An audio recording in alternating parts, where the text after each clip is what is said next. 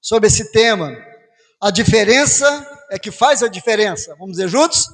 A diferença é que faz a diferença. A diferença é que faz a diferença. Quando nós somos diferentes, nós vamos fazer a diferença na vida de outras pessoas. Atos capítulo 3 diz que Pedro e João subiu ao templo para a oração da hora nona. Era então levado um homem, coxo de nascença, o qual punham diariamente à porta do templo, chamada Formosa, para pedir esmola aos que entravam. Vendo ele a Pedro e João, que iam entrar no templo, implorava que lhe desse uma esmola. Pedro, fitando juntamente com João, disse: olha para nós. E olhando atentamente, esperando receber alguma coisa, Pedro lhe disse: não possuo nem prata, nem ouro, mas o que tenho, isso te dou. Em nome de Jesus Cristo Nazareno, anda. E tomando pela mão direita, o levantou. Imediatamente os seus pés e tornozelos se firmaram, de um salto se pôs em pé, passou a andar e entrou com eles no templo, saltando e louvando a Deus. Viu todo o povo andar e a louvar a Deus, e reconheceram ser ele mesmo que esmolava, assentado à porta formosa do templo, e se encheram de admiração e assombro por isso que lhe acontecera. Versículo 11 ainda diz: apegando-se ele a Pedro e a João, todo o povo correu atônito para junto deles, no pórtico chamado de Salomão. Ainda no versículo de número 10, diz assim a palavra do Senhor: tomai conhecimento vós todos, e todo o povo de Israel, de que em nome de Jesus Cristo Nazareno, a quem vós crucificastes, e a quem Deus ressuscitou dentre os mortos, sim, em seu nome, é que este está curado perante vós. Ainda no capítulo 4, versículo de número 21, depois ameaçando-os ainda, os soltaram, não tendo achado como os castigar por causa do povo, porque todos glorificavam a Deus pelo que acontecera. Ora, tinha mais de 40 anos aquele a quem se operara esta cura milagrosa. Amém? O Senhor possa nos abençoar grandemente com a sua palavra. Nós observamos a história da igreja no seu início como algo de extraordinário que aconteceu na vida daqueles irmãos.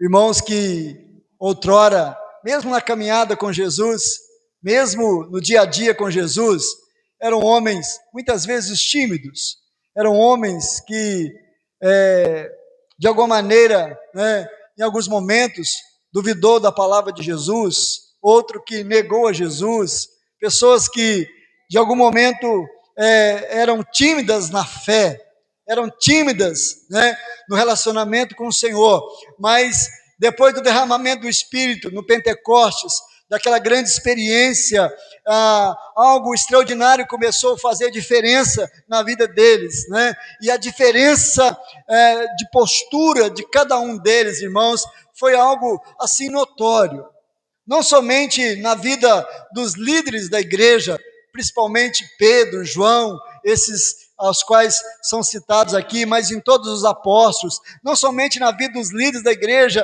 mas na própria dinâmica da igreja, na postura diária da igreja, no caminhar com Deus, no discipulado, no apoio às pessoas, no cuidado com pessoas, na evangelização, na autoridade que eles viviam, a vida cristã, eles começaram realmente a fazer uma grande diferença dentro daquele contexto, dentro daquela sociedade, né? Eu coloquei para a gente pensar aqui que depois da ascensão de Jesus, eles não ficaram paralisados pela ausência de Jesus, pelo contrário, Jesus foi elevado às alturas, o Espírito Santo desceu sobre eles, eles foram tocados pelo Senhor, foram revestidos do poder do alto, porque esta era uma ordenança do Senhor Jesus, que eles nem mesmo saíssem da cidade, que eles não se ausentassem, até que do alto eles pudessem ser revestidos do poder do Espírito Santo, e o Espírito Santo veio, e o Espírito Santo os revestiu, e quando o Espírito Santo os reveste ali no Pentecostes, irmãos, há uma nova visão, há uma nova maneira de ver as coisas, há uma nova postura, há uma diferença muito grande acontecendo na vida daquele povo.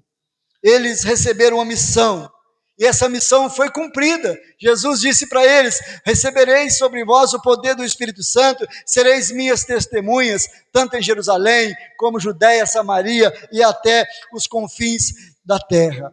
E os discípulos, os apóstolos ainda estão ali, eles vão, a obra missionária ela vai se estender em grande escala a partir da perseguição, né, da morte de Estevão, daquela grande perseguição. A obra missionária ela vai se expandir a outros lugares, a outras nações, e esse momento é um momento de muita ascensão do cristianismo dentro do contexto de Jerusalém, e os apóstolos que ficaram ali, e a Bíblia diz que Pedro e João, eles subiram ao templo para a chamada oração da hora nona, né? Era uma rotina deles, era um costume deles, era um hábito deles, ter aquele momento de oração, e é bem verdade que, como era uma rotina, como era um hábito, sempre eles iam ali, sempre eles estavam ali, e eu fico imaginando que provavelmente, em vários momentos que eles entraram ali, aquele homem estava também ali sendo colocado diante da porta chamada Formosa, porque a Bíblia diz lá, nós lemos no capítulo 4, né, que ele tinha mais de 40 anos, provavelmente 42 anos que ele tinha de vida, e a Bíblia diz que era um coxo de nascença, e ele era sempre colocado à porta chamada Formosa, para que ali pudesse pedir alguma esmola, e Pedro e João provavelmente já tinha passado por aquele homem, muitas vezes, muitos momentos, para cumprir o seu ritual religioso, para cumprir a sua rotina religiosa, para cumprir todo um script que eles tinham de estar sempre ali, naquela hora nona, aquele costume, mas naquele dia, foi algo diferente.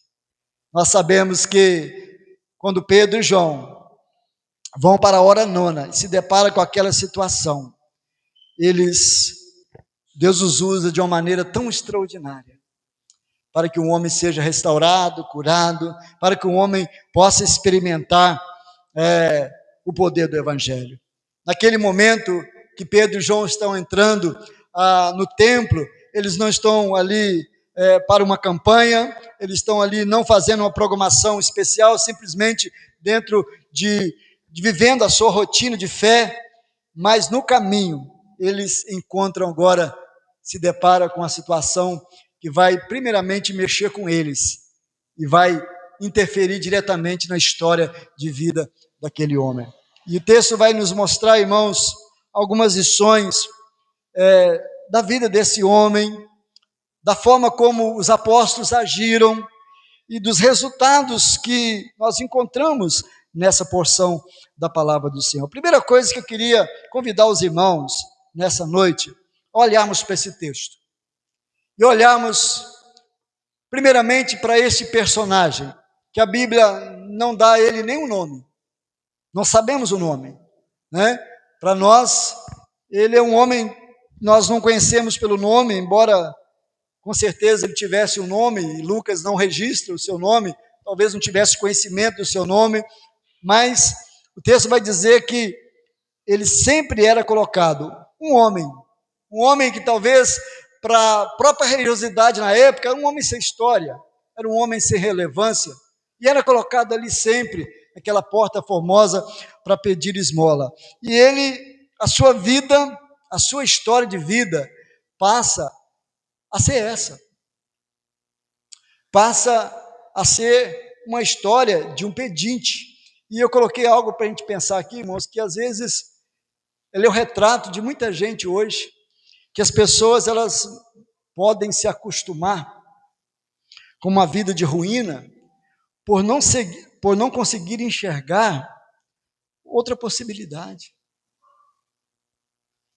Há 40 anos ele é colocado ali, talvez menos, 40 anos de idade, mas, né, talvez um pouco menos de tempo, mas, na verdade, retratava uma história.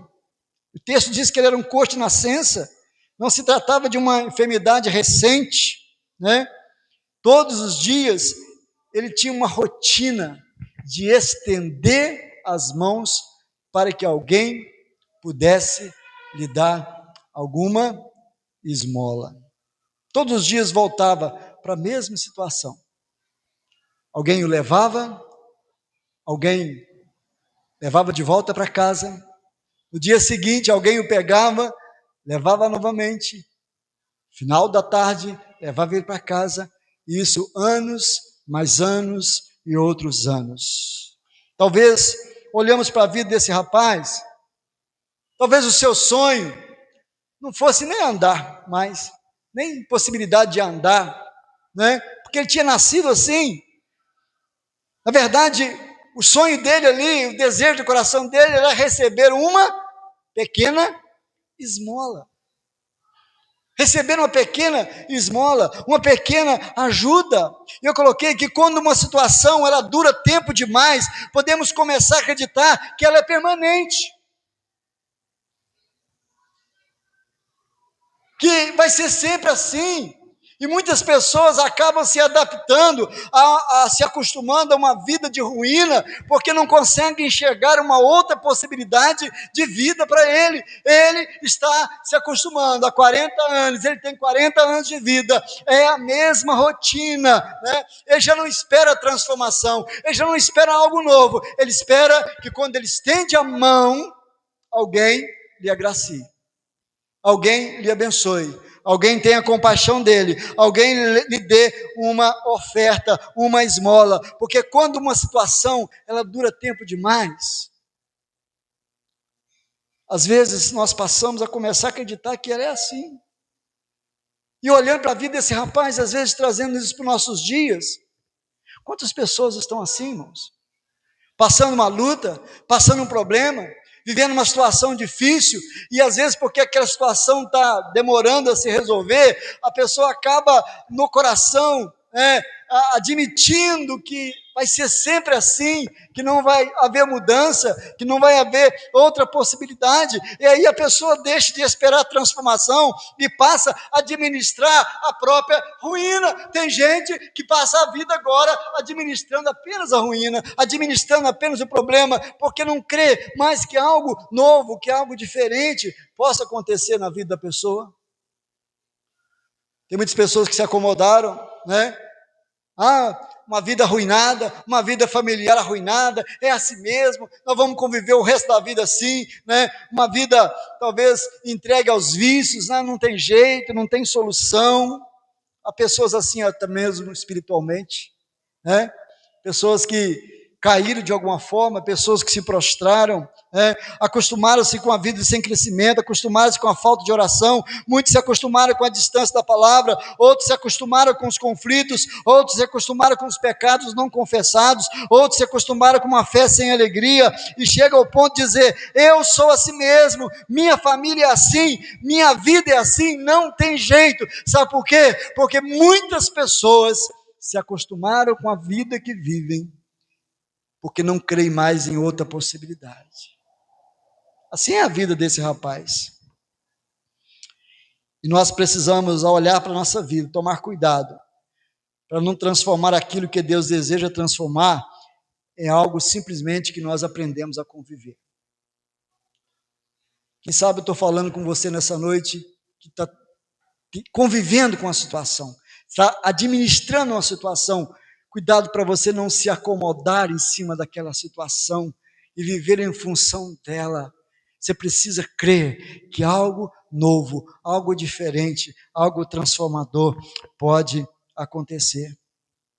E nós, como igreja, precisamos olhar para as pessoas que muitas vezes estão feridas de um olhar diferente. Talvez Pedro e João sempre olhavam para aquele rapaz, né? Coitado, coitado. Está aqui. Que vida, né? Oh, olha aí a miséria que ele está vivendo. E eles entravam sempre na mesma posição, para a rotina da oração, da hora nona. E está ele de novo aqui. Alguém colocou esse cara de novo aqui.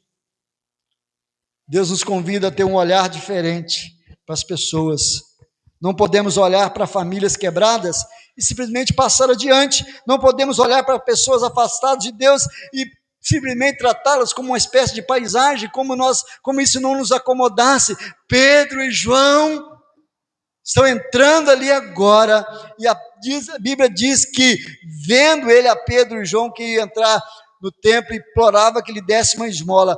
Pedro, fitando juntamente com João, diz: olha para nós, há um olhar diferente agora. Pedro vai parar para dar atenção àquele rapaz, e aí nós sabemos que algo novo vai acontecer na vida desse rapaz. Sabe por quê? Porque não dá para viver numa situação de ruína eternamente. E a pessoa, quando está vivendo uma ruína, muitas vezes ela se contenta com tão pouco, né? As pessoas precisam ser atendidas, não apenas segundo aquilo que elas desejam, mas segundo aquilo que realmente necessitam. Ele estende a mão para Pedro, pedindo o quê? Apenas uma esmola.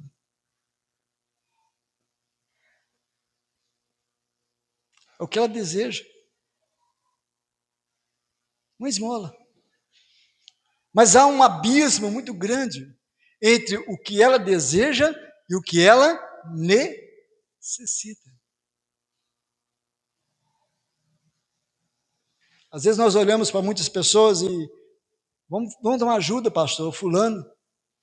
Vamos dar uma cesta básica, fulano. Vamos dar um auxílio financeiro, fulano. Às vezes é aquilo que a pessoa está desejando, mas nem sempre é aquilo que a pessoa está necessitando. Às vezes a pessoa está necessitando de algo diferente. Pedro e João tinham algo diferente para oferecê-lo. Pedro disse para ele: eu não possuo nem prata, nem ouro, mas o que tenho, isso te dou.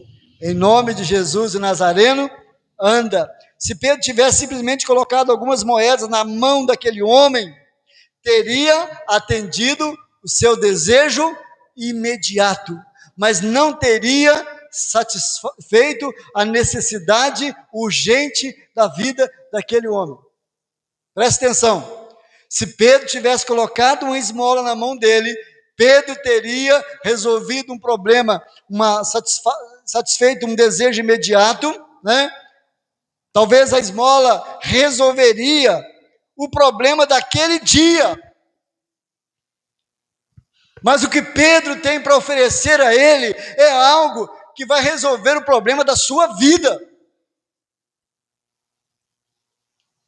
Nós olhamos para o mundo e o olhar da igreja para o mundo deve ser esse: o que a igreja tem para oferecer para o mundo? O que Jesus colocou nas minhas mãos para oferecer para o mundo? Isso ensina algo fundamental sobre a missão da igreja.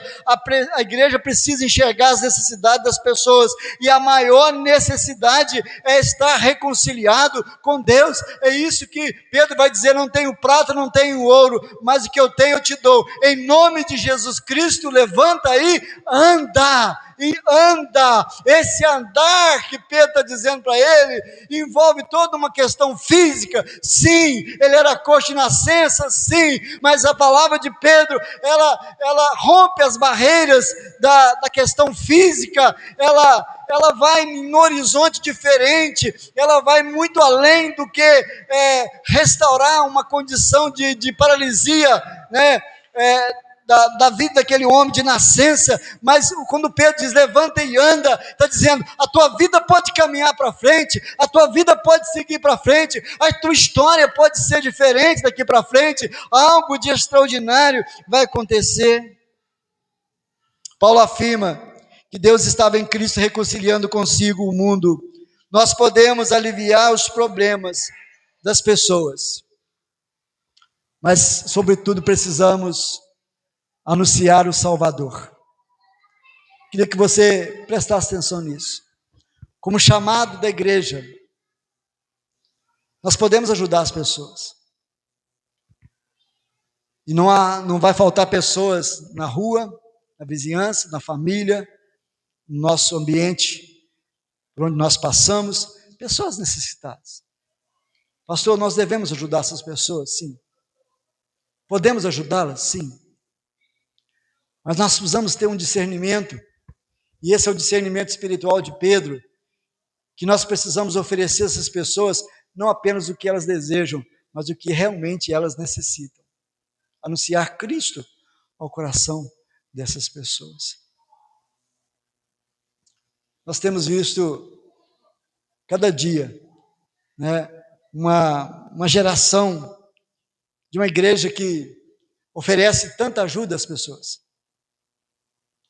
Às vezes entidades que oferecem recursos, cesta básica, entidades que oferecem socorro na área física, sim, essas coisas fazem parte também da nossa fé. Nós fazemos essas coisas, mas somente quando Cristo é anunciado no coração de uma pessoa, é capaz de haver transformação. Veja que Pedro vai dizer, em nome de Jesus Cristo Nazareno. Nós podemos dar uma ajuda para alguém, Adriano, e dizer, olha, nós estamos aqui, ô Ítalo, nós estamos na casa do fulano de tal, nós estamos aqui reunidos, viemos aqui, nós estamos aqui em nome da igreja presbiteriana, tá? A igreja presbiteriana está aqui para te dar uma ajuda, né? Para ver como é que está a sua casa, ok, né? Ó, Sebastião vai no lugar, ó, nós te damos essa ofertinha aqui, vou te ajudar com isso aqui, vou te dar um socorro, você está precisando de uma ajuda para comprar um remédio, né? Ó, isso aqui, essa ajuda aqui é em nome da igreja, a igreja presbiteriana que está fazendo isso. Isso, irmãos, nós podemos fazer. Mas se nós fizermos apenas isso, se nós usarmos apenas o nome da igreja, aquilo que a pessoa realmente necessita, ela não será alcançada, porque toda boa ação que a igreja prestar, ela precisa ser acompanhada de uma palavra de salvação, dizendo, nós estamos aqui sim, a igreja está aqui presente, a igreja está aqui para te ajudar, mas há alguém que nós queremos te ofertar, alguém que nós queremos apresentar a você, que vai mudar a sua vida, que vai te tirar desse estado de ruína que você está, e vai te dar uma nova vida. Isso é o evangelho que transforma, isso é o evangelho que nós somos chamados, não para aliviar apenas sofrimentos, mas precisamos anunciar o Salvador, porque o poder da transformação ele está em Jesus. Ele diz, em nome de Jesus Cristo Nazareno, aqui está o centro do texto, o milagre não estava em Pedro, o milagre estava em Cristo, Pedro é apenas instrumento, ele é fundamental para compreendermos a missão do Senhor. A igreja não salva, o pastor não salva, o pregador não salva, o método não salva, a música não salva, a estrutura não salva, mas Jesus Cristo salva. Em nome de Jesus Nazareno, levanta e anda. Este evangelho que faz as pessoas andarem. Quando nós temos um encontro com esse Cristo vivo, e Pedro vai dizer para as autoridades, dizendo, olha, em nome desse Jesus Nazareno, que vocês crucificaram, e quem Deus ressuscitou dentre os mortos, sim, é em seu nome que este está sendo curado perante vós. Será que a igreja tem apresentado Cristo às pessoas? Eu conheci um pastor, que ele falava uma palavra perigosa. Ele falava assim, primeiro o presbiterianismo, camarada, depois eu falo de Jesus para ele. Primeiro eu presbiterianizo ele, depois eu apresento Jesus para ele. Irmão, a mensagem de Jesus, a mensagem soberana. Você não tem outra mensagem para pregar. Você não tem outro nome para falar, a não ser em o nome do Senhor Jesus. E o texto diz que quando Pedro usa essa expressão, né, esse nome vai levantar o culpado, vai levantar o quebrantado, vai levantar o caído. O texto diz que, tomando ele pela mão, o levantou, e imediatamente os seus pés e tornozelos se firmaram. Versículo 8 diz, se você puder ler comigo, vamos lá? De um salto se pôs em pé, passou a andar e entrou com eles no templo, saltando e louvando a Deus. É Deus quem coloca o homem de pé. É Deus quem coloca o homem de pé. Isso nos lembra que a salvação é pela graça de Deus. Nunca devemos substituir Cristo pelos instrumentos que Deus usa. Nós somos apenas instrumentos, mas tudo é sobre Cristo. A igreja perdeu a autoridade de dizer para as pessoas: levanta e anda. Este é o evangelho, irmãos, que nós devemos pregar.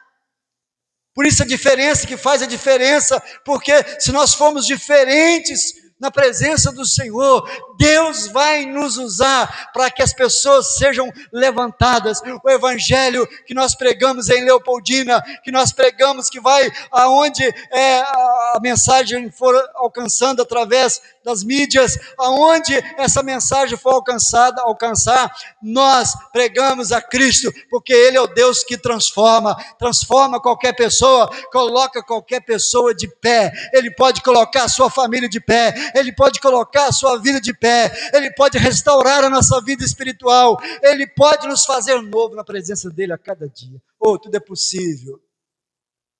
Que coisa maravilhosa a gente olhar para a vida desse rapaz e perceber isso, que de um salto ele se coloca de pé, né? Vai caminhando, passou a andar e entrou com eles no templo, saltando e louvando a Deus. E reconheceram ser ele o mesmo que esmolava, sentado à porta formosa do templo, e se encheram de admiração e assombro por isso que lhe aconteceram. Lembra de que no início nós começamos a olhar para a vida desse homem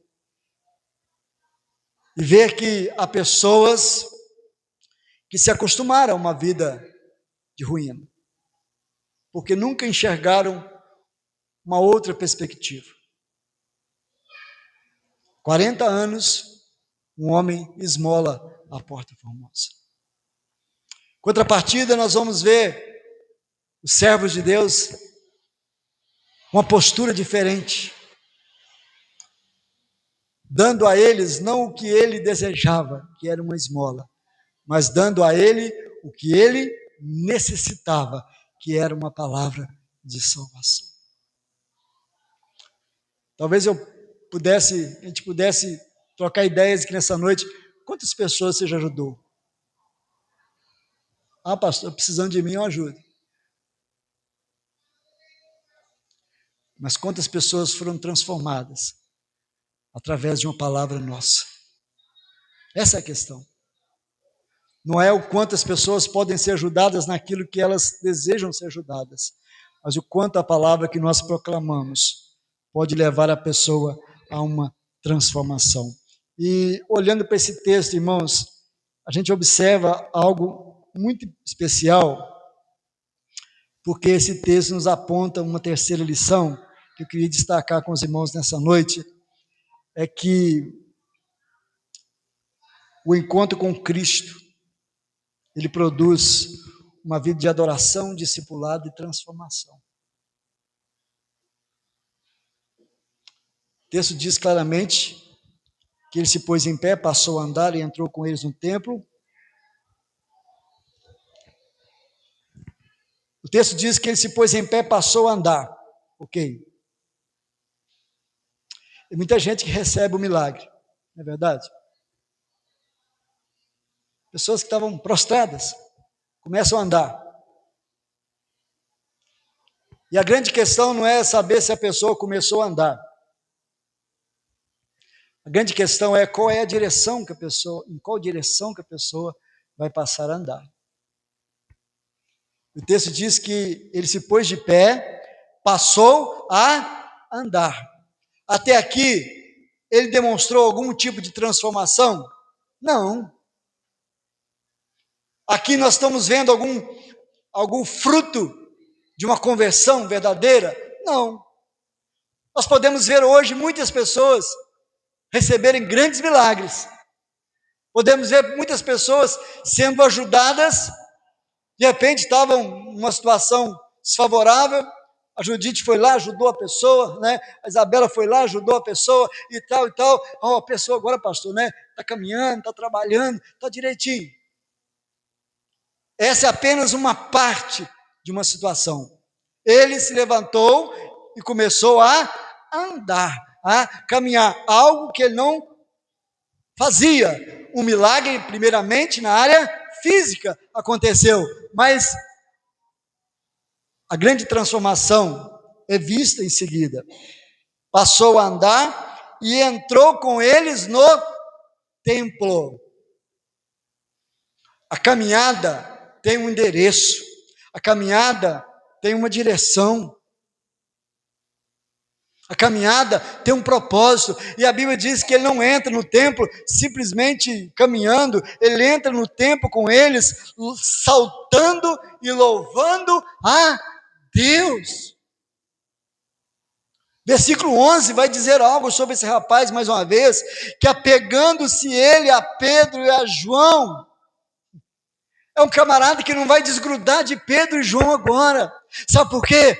Porque o encontro com Jesus promove transformação, promove adoração, promove discipulado, promove uma nova vida, promove uma nova caminhada,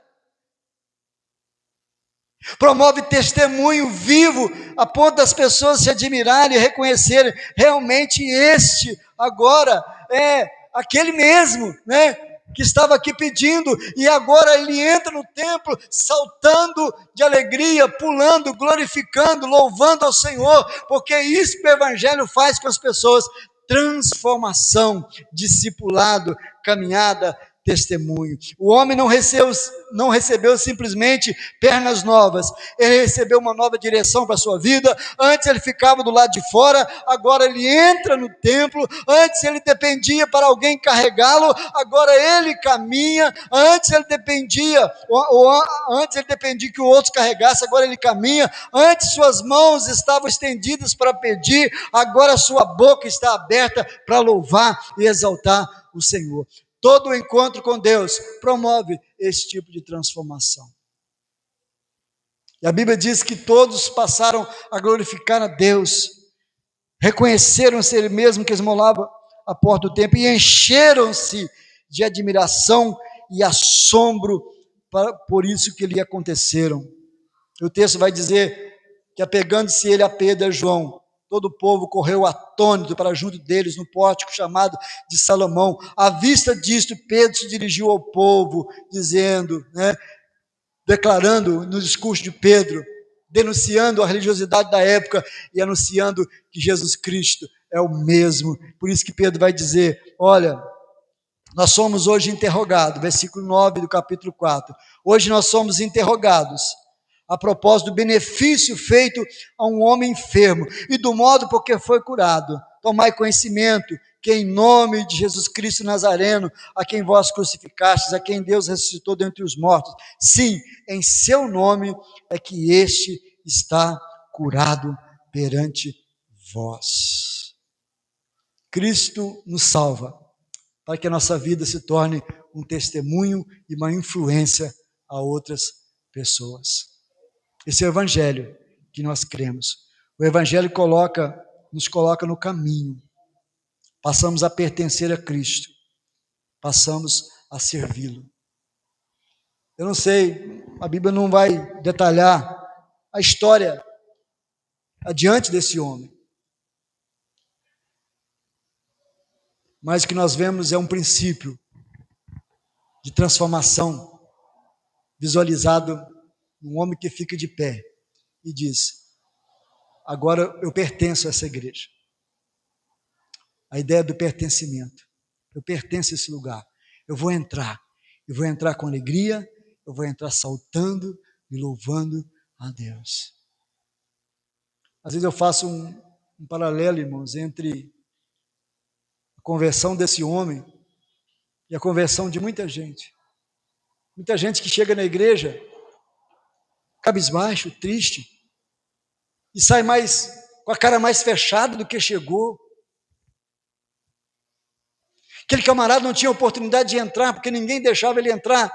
Mas um dia ele recebeu uma palavra do Senhor: em nome de Jesus Nazareno, levanta e anda. Agora ele pode entrar, agora ele pode caminhar, ele vai entrar louvando ao Senhor. Isso mostra, irmãos, a excelência do serviço que eu e você somos chamados para viver com.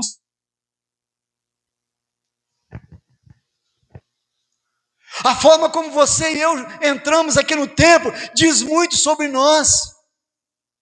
A forma como nós cantamos na igreja diz muito como foi a nossa semana. A forma como nós oramos diz muito como está sendo a nossa caminhada. O nível de interesse nosso pela palavra de Deus diz muito sobre a nossa vida. Simplesmente a forma como nós chegamos e como nós nos comportamos no ambiente de culto e a forma como nós saímos dali e vamos caminhar durante a semana vai dizer realmente quem nós somos.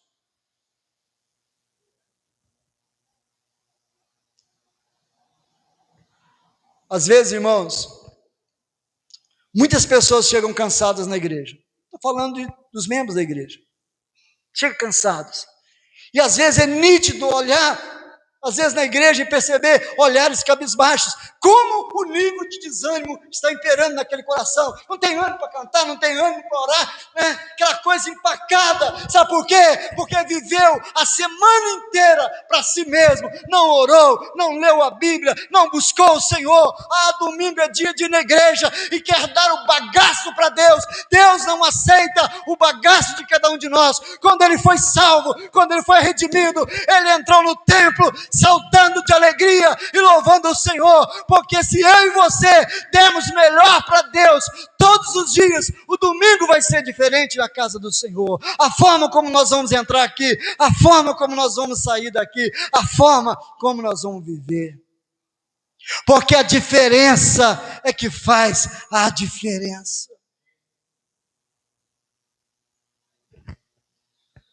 O Evangelho gera transformação, sim. Ele se contentava com a esmola, sim. Mas Jesus tinha algo diferente para ele. Nós precisamos crer nisso, que Deus tem algo diferente para a nossa vida. E nós precisamos entender que Ele ministra as nossas vidas para que nós sejamos testemunhos vivos.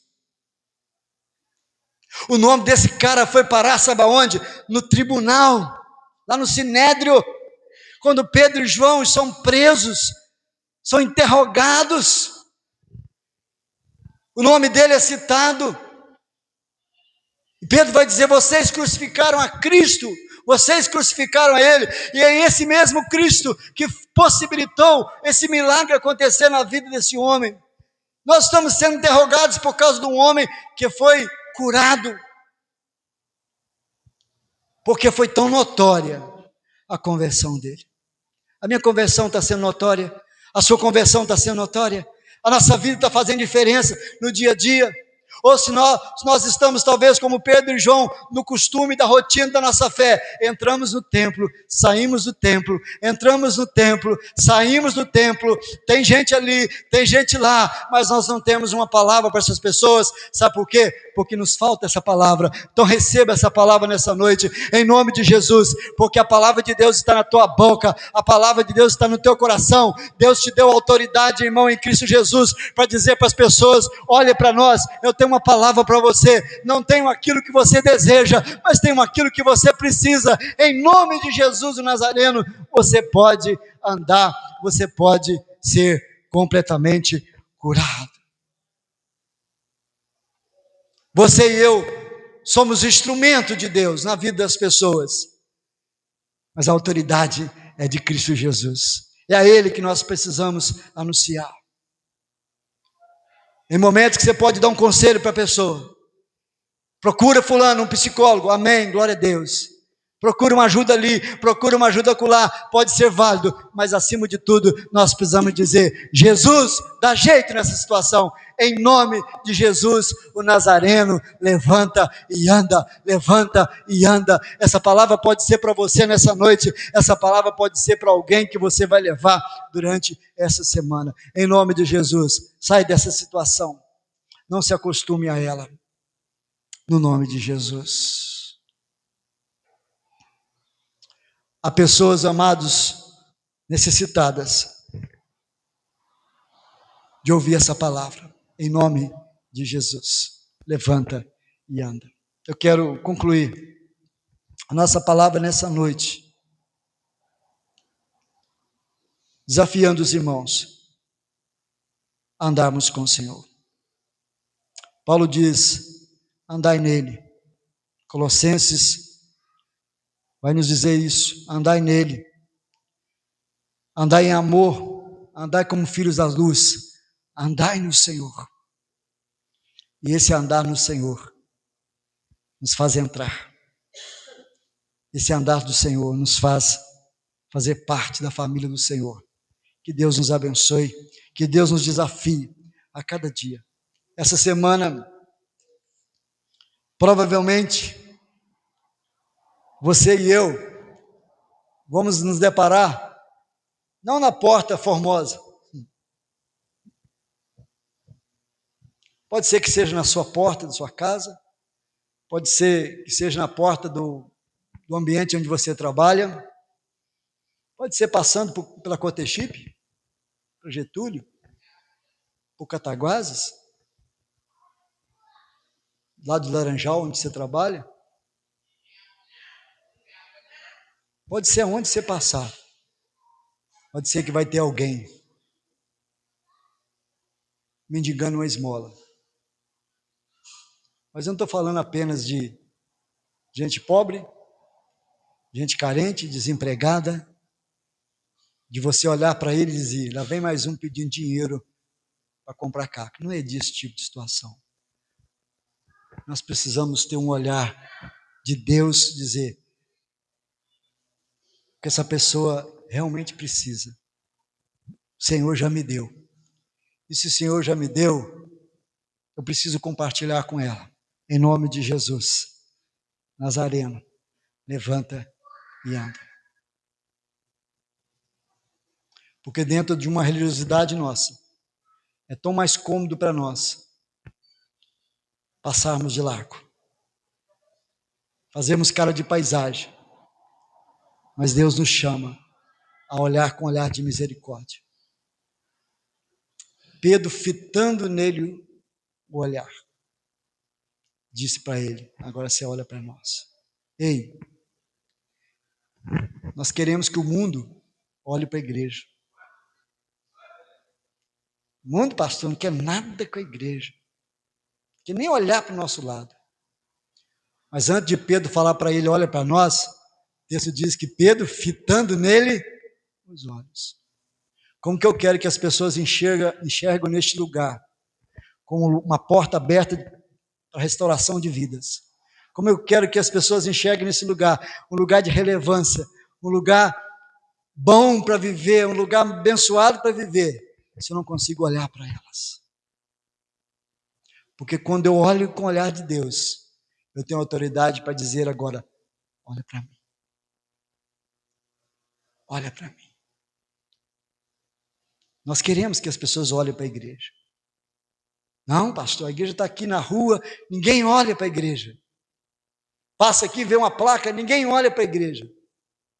Mas a minha pergunta é, a igreja está olhando para as pessoas? Será que verdadeiramente nós estamos olhando para as pessoas?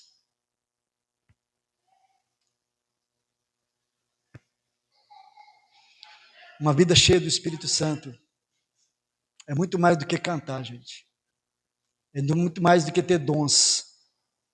Uma vida cristã relevante é aquela que olha para as pessoas muito mais do que com os olhos, que olha para as pessoas com o coração voltado para o Senhor.